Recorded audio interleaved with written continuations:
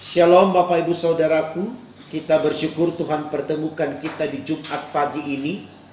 Tentu ini adalah anugerah dan berkat dari Allah buat saudara dan saya.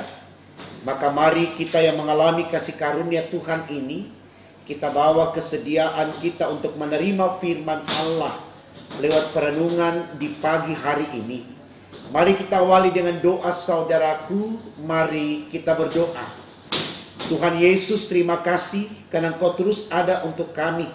Kami sungguh bersyukur Tuhan, karena berkat-Mu menyertai kehidupan kami. Berkenan kami yang sudah Engkau berkati ini, kembali kami datang bawa kesetiaan kami untuk menerima firman-Mu dengan percaya. Lewat firman Allah di pagi ini, kami semakin disemangati untuk melakukan yang baik dalam hidup ini, demi untuk kemuliaan nama Tuhan. Untuk apa yang kami minta Tuhan Yesus, berfirmanlah, karena kami sedia mendengarkannya. Amin. Saudaraku, bacaan Alkitab kita di Jumat pagi ini terambil dari kitab Esra pasal 8 ayat 28. Firman Tuhan dibacakan demikian. Dan aku berkata kepada mereka, kamu kudus bagi Tuhan, dan perlengkapan-perlengkapan ini pun kudus. Dan perak dan emas ini adalah persembahan sukarela kepada Tuhan, Allah nenek moyangmu. Saudaraku, tema renungan kita di Jumat pagi ini dituliskan demikian dalam Sabda Bina Umat, hidup dalam kekudusannya.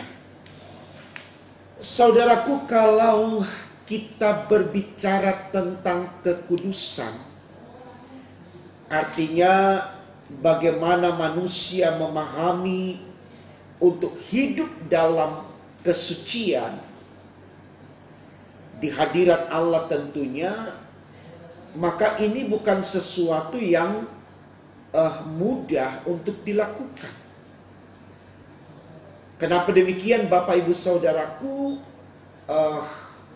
Karena kecenderungan manusia selalu memahami dirinya terbatas.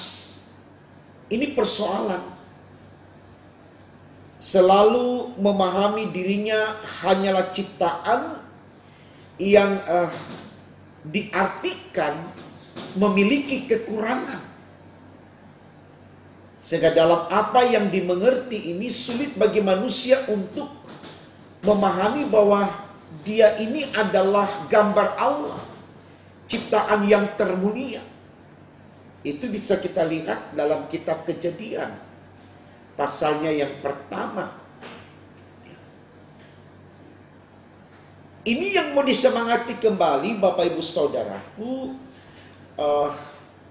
supaya kita pahami bahwa apa yang dikehendaki Allah untuk hidup dalam kekudusan itu bukan sesuatu yang tidak bisa kita lakukan. Sepanjang kita mengerti kita ini gambar Allah, kita ini ciptaan yang termulia, saya sangat yakin akan ada kekuatan dari diri kita untuk bisa melakukan kehidupan yang kudus itu tadi. Kudus dalam pengertian tidak menjadi orang yang jahat, tidak menjadi orang yang sombong, tidak menjadi orang yang mentang-mentang, dan sebagainya. Tapi kekudusan di sini benar-benar membuat kita mengerti bagaimana kita bersikap baik terhadap orang lain. Kita punya hati nurani, kita punya bela rasa, kita punya kepedulian, dan lain sebagainya. Jadi mau dikatakan di sini saudaraku, kemampuan manusia untuk bisa hidup kudus, kalau manusia itu mulai membenahi dirinya, membekali dirinya dengan hal-hal yang baik, ya. Misalkan tidak cepat tersinggung, tidak cepat marah, tidak suka bertengkar, tidak suka menfitnah, tidak selalu mencari-cari kesalahan orang. Artinya dia membawa dirinya, ya, betul-betul dalam sebuah kerelaan memahami orang lain tidak dalam ukuran dia, dan tidak memahami dirinya juga tidak dalam keterbatasan dia, tapi dia coba untuk mengoptimalkan dirinya lewat kekuatan yang ada padanya, yang diaminkan. Di situ Tuhan akan turut bekerja dengannya, sehingga apa saja yang dia karyakan, apa saja yang dia lahirkan dari dirinya, lewat talenta, karisma, potensi yang Allah berikan kepadanya, itu akan memperlihatkan sesuatu yang berkualitas secara spiritual tentunya, dan sesuatu yang lahir dalam kekuatan spiritual, mampu menunjukkan bahwa kita adalah orang-orang yang baik, orang-orang yang benar, ya, yang dipakai dalam tema kita, orang-orang yang kudus. Saya sangat yakin sekali saudaraku, kalau semua manusia termasuk saya dan Bapak Ibu memiliki kepekaan nurani dan memiliki kepekaan iman, saya yakin kita akan mampu menempatkan diri kita di totalitas hidup kita, bukan lagi untuk kepentingan kita, tapi untuk kepentingan Allah. Dan kalau kita berbicara tentang kepentingan Allah, maka di situ yang kita lakukan adalah, ya, kita tidak menjadi orang yang jahat, kita tidak menjadi orang yang mentang-mentang, kita tidak menjadi orang yang suka bertengkar, tidak menjadi orang yang suka mencari-cari kesalahan. Nah, ini sesuatu yang baik sekali Bapak Ibu Saudaraku. Karena bisakah kita bayangkan kalau kemudian manusia semua ada di dalam kesadaran untuk menyatakan kekudusan dalam pengertian tadi, bersikap baik dalam hidup ini, berani menghormati orang lain, berani menghargai orang lain, berani mengakui orang lain, dan selalu menempatkan orang lain sebagai sesama manusia dari hati dan jiwa yang memuliakan Allah.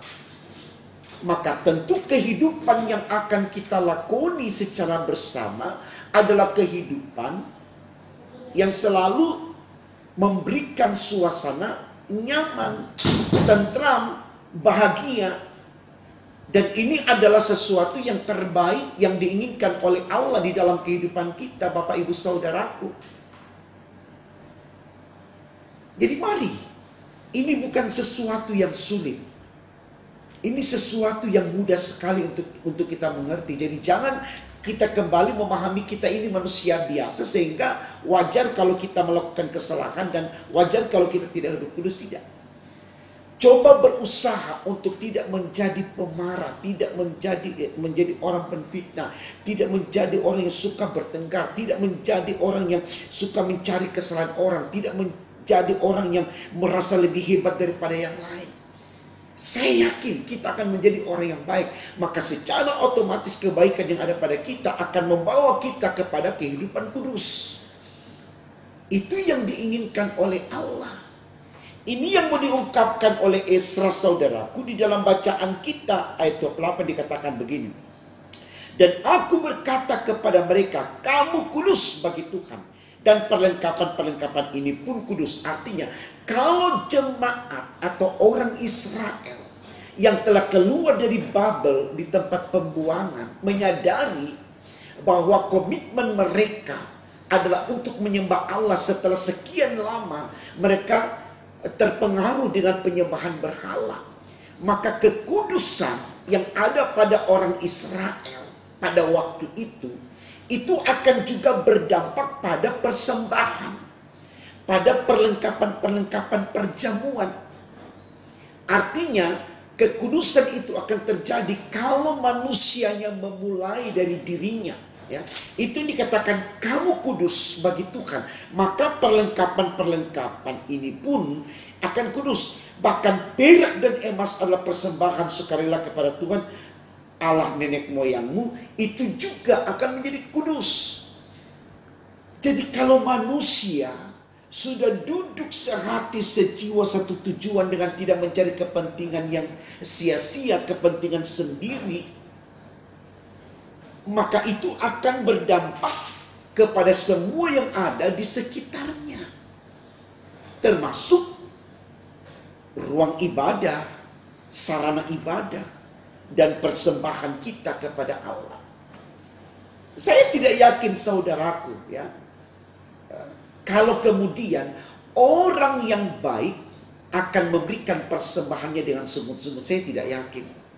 Yang saya pastikan, kalau dia baik, dia punya hati nurani, dia punya iman, dia tidak suka bertengkar, tidak suka berkelahi, tidak suka mencari kesalahan orang, tidak suka menfitnah, tapi hanya bisa menghargai orang. Saya yakin persembahannya juga pasti baik. Tidak mungkin tidak. Ini yang dimaksudkan oleh Esra. Manage hidup jemaat, manage hidup orang-orang Israel yang sudah mengalami pembuangan di Babel. Untuk hidup kudus, maka apapun yang ada pada mereka, itu pun akan kudus. Nah, itu yang disoroti oleh tema kita hari ini, saudaraku. Itu hidup dalam kekudusannya. Kenapa? Karena hanya hidup kudus dalam Tuhan, kita akan menuju ke kehidupan yang kekal.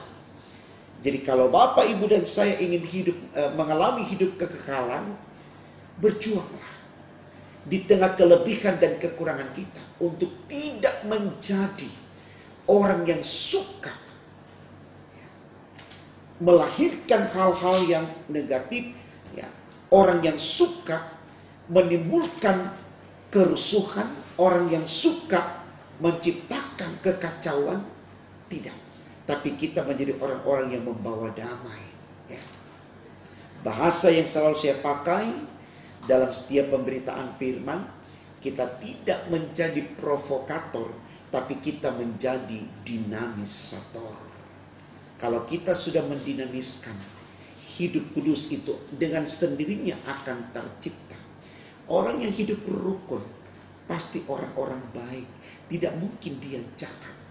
Tidak mungkin dia merancangkan hal-hal yang buruk. Jadi ini saudaraku, sesuatu yang sebenarnya mudah, tapi kita menganggapnya sulit. Karena kita selalu memahami, kita hanya manusia biasa. Tidak, saudara. Walaupun kita ciptaan, tapi ingat, firman Tuhan sudah berkata, kita dijadikan serupa segambar dengan Dia. Maka mari sebagai gambar Allah, kita melangkah dalam keyakinan. Kita punya hikmah, kita punya iman, kita punya pengetahuan, kita punya akal budi. Itu kelengkapan kita untuk mengerti apa yang baik, apa yang benar dalam hidup ini. Semangat untuk itu, saudaraku. Tuhan Yesus menyertai dan memberkati kita dari waktu ke waktu. Dan bersamanya kita akan mencapai kekudusan yang sempurna untuk menuju kehidupan yang kekal di rumah Bapa di sorga yang kudus. Tuhan memberkati firman-Nya. Amin. Mari kita berdoa. Terima kasih Tuhan Yesus karena Kau sudah berkati kami di pagi hari ini. Berkenan kami yang sudah Kau berkati lewat firman-Mu, kami dibuat mengerti bahwa kami bisa untuk hidup kudus. Sepanjang dari diri kami memiliki kepekaan nurani dan memiliki kepekaan iman, maka kami yakin dengan kepekaan nurani dan kepekaan iman, kami tidak menjadi orang yang sombong, kami tidak menjadi orang yang jahat, kami tidak menjadi orang yang suka bertengkar, kami tidak menjadi orang yang mencari kesalahan orang lalu membenarkan diri kami. Kami tidak menjadi orang yang egois, tapi dengan kepekaan nurani dan kepekaan iman, kami menjadi orang yang bisa memahami kelebihan kekurangan orang lain. Kami bisa menghargai orang dengan segala apa yang ada padanya, karena kami tahu kami membutuhkan setiap sesama kami yang ada di antara kami. Berkati kami terus Tuhan dalam seluruh tanggung jawab yang Kau embankan kepada kami dari waktu ke waktu, khususnya untuk hari ini. Kami yakin percaya Tuhan memampukan kami untuk melakukan semuanya, karena Tuhan selalu berpihak atas kami dan tidak akan ada lawan kami. Ini doa kami Tuhan, sempurnakan dan kabulkan, karena kami berdoa hanya dalam nama Tuhan Yesus Allah kami yang hidup. Haleluya, puji Tuhan. Amin.